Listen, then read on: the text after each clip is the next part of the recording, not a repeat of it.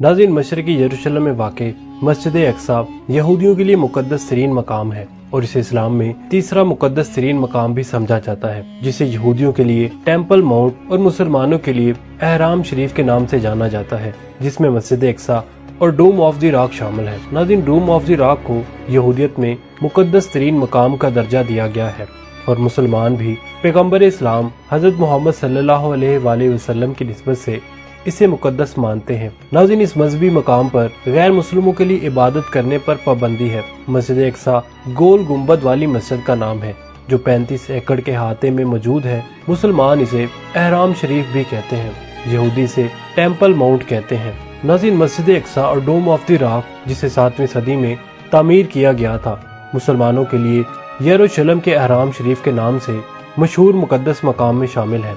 ख्याल किया जाता है कि पैगम्बर इस्लाम हज़रत मोहम्मद सल्लल्लाहु अलैहि वसल्लम यहाँ से मिराज पर गए थे। यहूदियों का ख्याल है कि बाइबल में मज़कूर यहूदी मंदिर यहाँ वाक़ थे, लेकिन यहूदियत के अकीदे के मुताबिक ये जगह इतनी मुकद्दस है कि लोगों को यहाँ दाखिल नहीं होना चाहिए। नाज़रीन, इस कम्प्लेक्स की मगरबी दीवार को विलिंग दीवार के नाम से जाना जाता है। ख्याल किया जाता है कि ये यहूदी मंदिर का हिस्सा है, जबकि मुसलमान इसे दीवारुल बरक कहते हैं। कहा जाता है कि यहाँ पैगम्बर इस्लाम हज़रत मोहम्मद सल्लल्लाहु अलैहि वसल्लम ने बुराक नामी जानवर बांधा था और मिराज का सफ़र किया और वहाँ खुदा से मुकालमा किया, इसीलिए इसे मुसलमानों के लिए बहुत मुकद्दस समझा जाता है। नाज़रीन, यहाँ पर एक सवाल उठता है कि बैतुल मुकद्दस यानी मस्जिदुल हराम को पहले किसने बनाया था। ये जानना आसान नहीं है, क्योंकि इस बारे में बहुत सारी अलग अलग रवायतें मिलती हैं। किसी रिवायत के हिसाब से सबसे पहले इसे फरिश्तों ने बनाया था और किसी रिवायत के मुताबिक सबसे पहले हजरत आदम अलैहिस्सलाम ने इसे बनाया था और किसी रिवायत के मुताबिक हजरत नूह अलैहिस्सलाम ने इसे बनाया और किसी रिवायत के मुताबिक हजरत याकूब अलैहिस्सलाम ने, किसी के हिसाब से हजरत इब्राहीम अलैहिस्सलाम ने और किसी के हिसाब से हजरत इस्माइल अलैहिस्सलाम ने। और इस तरह की बहुत सारी रवायतें हमें तारीख में मिलती हैं। अब नाज़रीन, इसको सबसे पहले बनाने की रवायत ठीक कौन सी है, ये अल्लाह और उसके रसूल ही बेहतर जानते हैं। हम यहाँ पर बात करेंगे हज़रत सुलेमान अलैहिस्सलाम के इसको बनाने के। हज़रत सुलेमान अलैहिस्सलाम ने इसको किस तरह जिन्नात से बनवाया था। लेकिन नाज़रीन, ये जानने से पहले आपको यरूशलेम यानी बैतुल मुकद्दस शहर के बारे में जानना होगा। तो चलिए जानते हैं यरूशलेम यानी बैतुल मुकद्दस शहर के बारे में।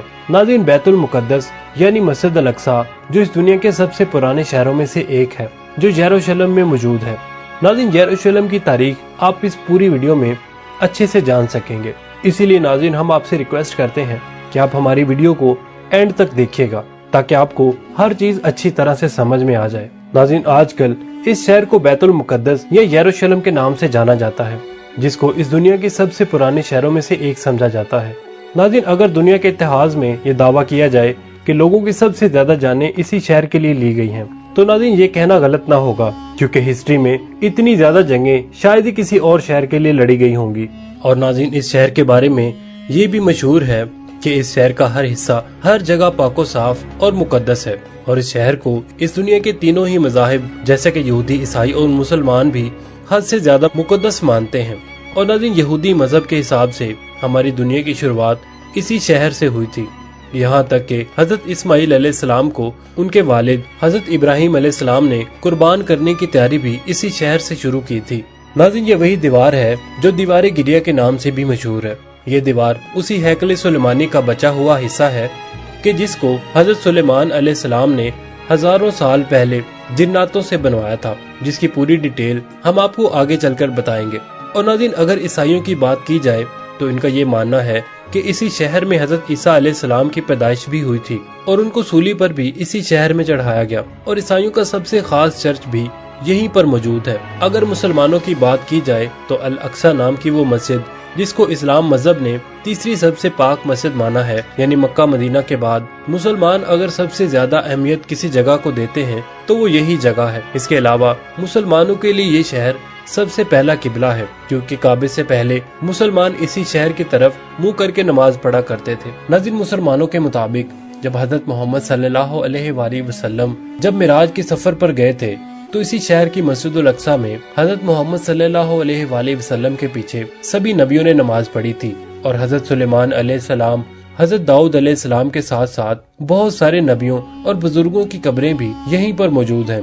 जिससे इस शहर का मर्तबा, इस शहर की वैल्यू और भी ज्यादा बढ़ जाती है। नाज़रीन, शायद इसी वजह से इस शहर को पाने के लिए तारीख में मुसलमानों और ईसाइयों के दरमियान जंगें होती आई हैं। नाज़रीन, इनकी ये जंग 15 या 20 साल तक ही नहीं चली, बल्कि कई सालों तक चलती आई। और नाज़रीन, आज के जमाने में भी इस शहर को पाने के लिए जंग हो रही है, लेकिन फर्क सिर्फ इतना है कि अभी के जमाने में इस शहर के लिए मुसलमानों से जंग करने वाले ईसाई नहीं बल्कि यहूदी हैं। नाज़रीन, अब जानते हैं इस शहर की तारीख के बारे में कि इस शहर की शुरुआत किस तरह हुई और आज के जमाने में ये शहर जिस हालत में है, इस हालत तक इस शहर को किसने पहुंचाया। नाज़रीन, आज से 7000 साल पहले भी इस शहर में इंसान आबाद थे, जिसकी वजह से इस शहर को दुनिया के सबसे पुराने शहरों में से एक माना जाता है।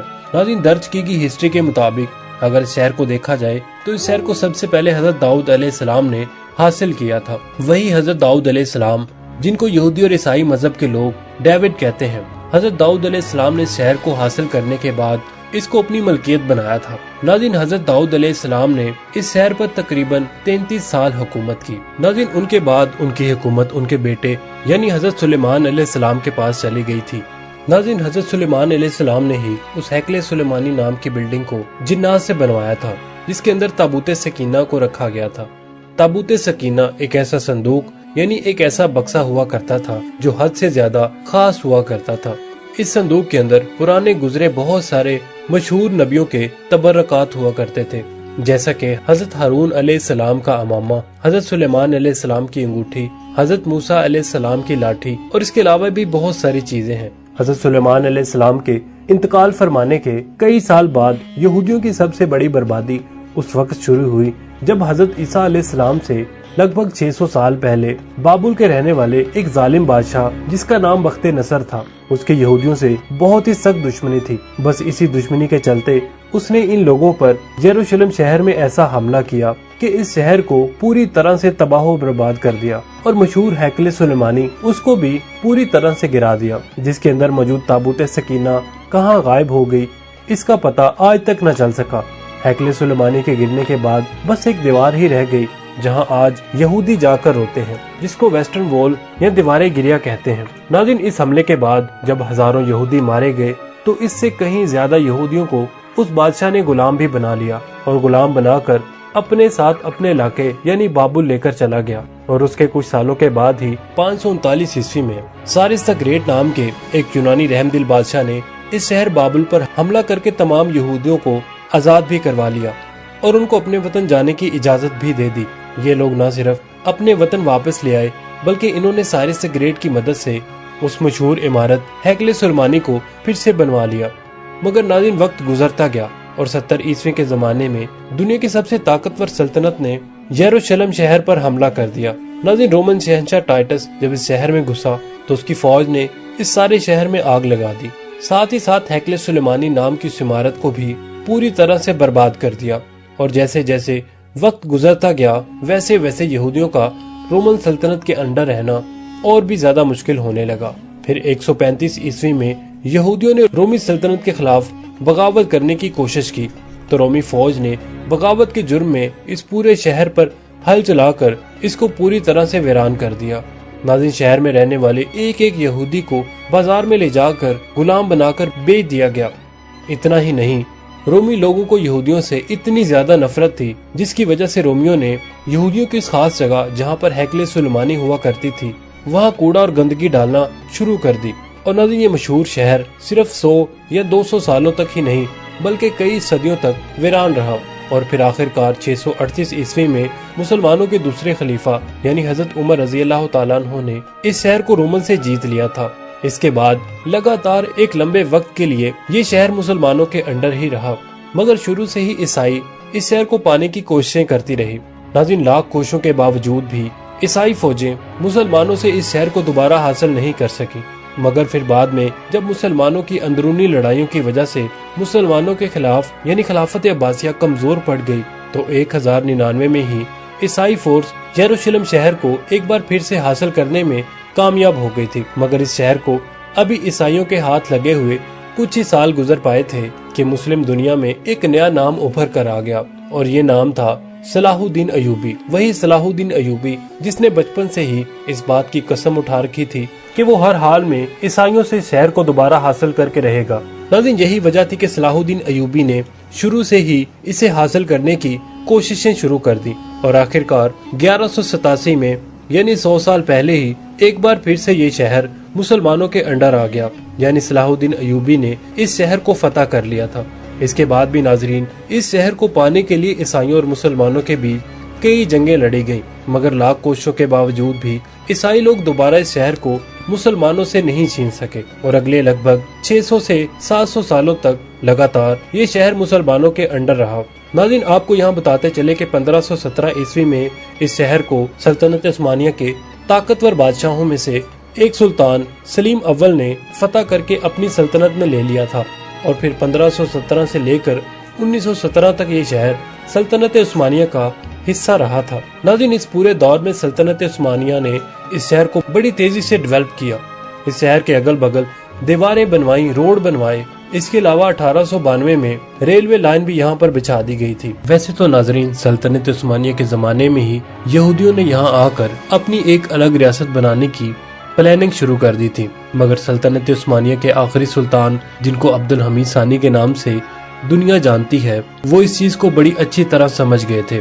इसीलिए उनके दौर में यहूदी लाख कोशिशों के बावजूद भी अपने मकसद में कामयाब ना हो सके और उन्होंने इन सभी साजिशों का बड़ी होशियारी से मुकाबला किया था। मगर नाज़रीन, अब्दुल हमीद सानी के बाद सल्तनत उस्मानिया हद से ज्यादा कमजोर पड़ गई और 1917 में आखिरकार ब्रिटिश एम्पायर ने सल्तनत उस्मानिया के इस हिस्से यानी फलस्तीन पर कब्जा कर लिया। नाज़रीन, इसके बाद लगभग 3 दहाइयों तक ये पूरा इलाका ब्रिटिश एम्पायर के अंडर ही रहा और यही वो पूरा दौर था जिसमें दुनिया भर के यहूदियों को अलग अलग इलाकों से बुलाकर फलस्तीन में जमा करना शुरू कर दिया था। नाज़रीन, सबसे पहले 1947 में यूनाइटेड नेशन की तरफ से उस बंटवारे को मंजूरी दे दी गई, जिसके हिसाब से आधा फलस्तीन यहूदियों को दिया जाना था जबकि आधा फलस्तीनियों को। और उसके बाद आखिरकार 1948 में इसराइल मुल्क का ऐलान भी कर दिया गया। नाज़रीन, इस ऐलान के होते ही न सिर्फ फलस्तीन के 2 टुकड़े कर दिए गए बल्कि साथ ही साथ यरूशलेम शहर को भी 2 टुकड़ों में बांट दिया गया। नाज़रीन, जब दूसरी तरफ अरब ममालिक ने देखा कि उनके साथ धोखाधड़ी करते हुए फलस्तीन को 2 हिस्सों में बांट दिया गया है, तो उन्होंने इस फैसलों को रोकने की भरपूर कोशिश की और इसराइल के खिलाफ ऐलान जंग भी किया। मगर नाज़रीन, इसराइल के साथ यूरोपियन मदद होने के साथ अरब ममालिक इस जंग को जीत ना सके और वही दूसरी तरफ इसराइल ने 1947 की जंग में बाकी बचे हुए यरूशलेम के दूसरे हिस्से पर भी कब्जा कर लिया। नाज़रीन, यहाँ पर आपको बताते चले कि 1947 में यूनाइटेड नेशन की तरफ से बंटवारे की वजह से आज भी दुनिया के लगभग तमाम ममालिक इसराइल के यरूशलेम शहर पर कब्जे को गलत मानते हैं, मगर उसके बावजूद भी इसराइल मुल्क ने न सिर्फ पूरे यरूशलेम को अपने कंट्रोल में ले रखा है बल्कि फलस्तीन के बीच ज्यादातर हिस्से को भी अपने कंट्रोल में ले चुका है।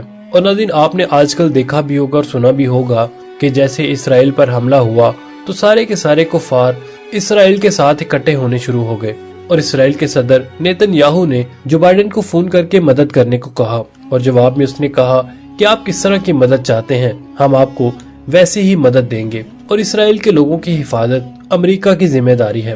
नाज़रीन, आप इस बात से अंदाजा लगा सकते हैं कि कुफार के दिलों में मुसलमानों के खिलाफ किस तरह से दुश्मनी कूट कूट कर भरी हुई है। नाज़रीन, फलस्तीन अंबिया की सरजमीन होने के अलावा मुसलमानों का पहला किबला है। नाज़रीन, अब जरूरत सिर्फ इस बात की है कि सारे मुस्लिम ममालिक एक हो जाएं और यहूदियों की ईंट से ईंट बजा दें, क्योंकि यहूदी न सिर्फ फलस्तीन पर कब्जा करना चाहते हैं बल्कि वो मस्जिद अक्सा को शहीद करके इस पर यहूदी मंदिर यानी हैकले सुलेमानी बनाना चाहते हैं। अब नाज़रीन, मुसलमानों को कलमा ला इलाहा के नाते और मस्जिद अक्सा के नाते एक होना होगा, क्योंकि जब पूरे काफिर एक हो सकते हैं तो मुसलमान क्यों नहीं। नाज़रीन, अल्लाह ताला से दुआ है कि अल्लाह ताला हमारे फलस्तीनी मुसलमानों की गायब से मदद फरमाए और तमाम उम्मत मुसलमान को कुफार के खिलाफ खासकर यहूदियों के खिलाफ जहाद करने की तौफीक अता फरमाए। आमीन सुम्मा आमीन। तो नाज़रीन, आज की वीडियो में बस इतना ही। उम्मीद है आपको हमारी आज की वीडियो पसंद आई होगी। कमेंट सेक्शन में अपने ख्यालात का इजहार करना मत भूलिएगा। इसके साथ ही हमें इजाजत दीजिए। अल्लाह निगहबान।